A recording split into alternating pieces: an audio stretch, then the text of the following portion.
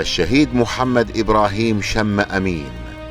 ولد الشهيد محمد إبراهيم شم أمين عام 1956 في محافظة واسط النعمانية.